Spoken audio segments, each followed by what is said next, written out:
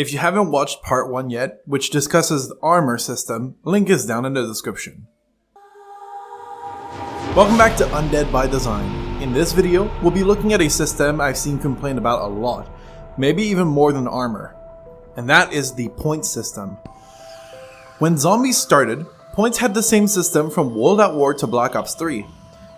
You'd get 10 points for each non-lethal hits on zombies, then either 60 points for a finishing blow to the torso, 100 points for a finishing blow to the head, or 130 points for a finishing blow done using your melee. Back then, you were rewarded for optimizing your hits accordingly, making early rounds more enjoyable and more profitable.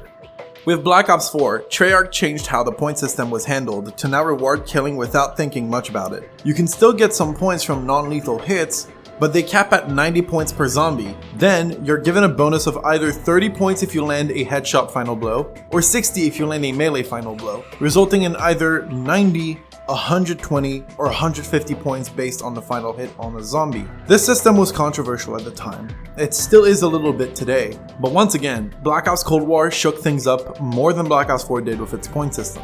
Cold War zombies no longer rewarded you for any non-lethal hits. You'd either get 90 points for a torso kill, or 115 points for a melee or headshot kill. There were also some extras with field upgrade hits, or kills granting 10 points, and ammo mod kills granting 50 points. That said, this system served to no longer have to think about point optimization. All you had to do was either land a headshot or a melee finishing blow, and you'd maximize your points. And yeah, the vocal community was not super happy about that change. I bet there are people who rarely played zombies, or were casual about it, that enjoyed this system. Black Ops 6, unfortunately, made this system even less rewarding for melee users. Melee kills currently grant 105 points, which may not seem like a big difference, only being 10 points, but it discourages players from using melee weapons in the early game to set up quicker. My personal gripe with the modern point system is the fact it can make my points' last digit be a 5.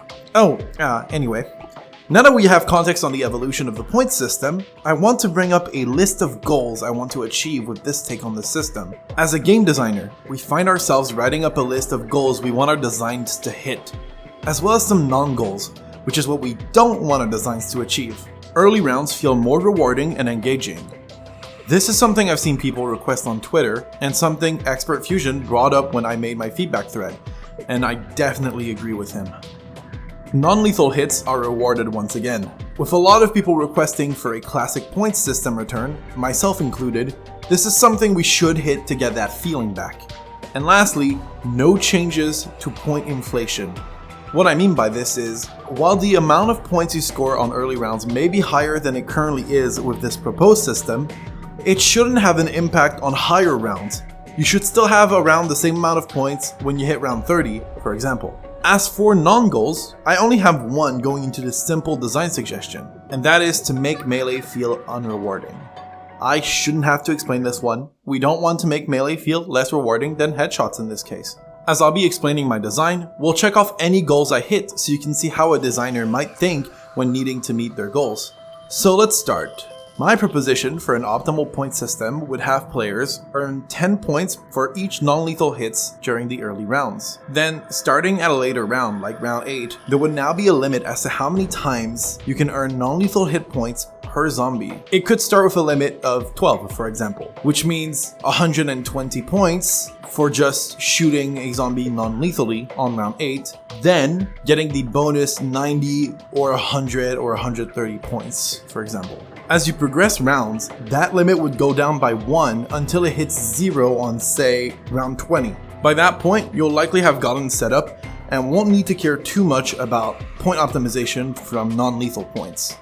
If you choose to use a weak SMG at that point, it wouldn't be recommended because of the amount of zombies, their health, and the difficulty curve. So you're better off using good gear for those rounds while still earning the points on a lethal hit. Speaking of which, a torso lethal hit would be worth 90 points, a headshot lethal hit would be worth 100 points, and a melee lethal hit will be worth either 100 points or 130 points, depending on if melee weapons from the box or just as a dedicated melee slot are back in Black Ops 7, which, let's be honest, they're probably going to be, so I would make melee worth 100 points. In my ideal world, you'd start with a regular knife and you could earn other melee weapons from the box. In that world, it would be 130 points for a melee final blow. And before you mention it in the comments, yes, that is just like how Cold War did it, with the exception that now it would be worth 130 points rather than 115 for the headshot. Lastly, this one might be silly, but I would bring back barricades and I would remerge the max armor power up into Carpenter. Again, this is my personal take on the system, and I'd love to hear your thoughts in the comments down below. On that subject, if you like this kind of content and you'd like to see more, please subscribe and like the video, as it helps me continue to provide this kind of content for all of you. I do want to give a shout out to Donuts, who I may have angered with my armor video. Love you, Donuts. I also did not expect my first video to gain almost 300 views in less than 24 hours. So thank you to those who watched and those who stuck around to this part of this video. I also want to give a shout out to Expert Fusion for providing great feedback about the point system over on Twitter, which helped me come up with this take on it. That's gonna be all for today's video. I do plan on covering the starting loadout system in the next video, so let me know your thoughts about that in the comments down below, as well as your thoughts on this video itself. And with that, I will see you very, very soon.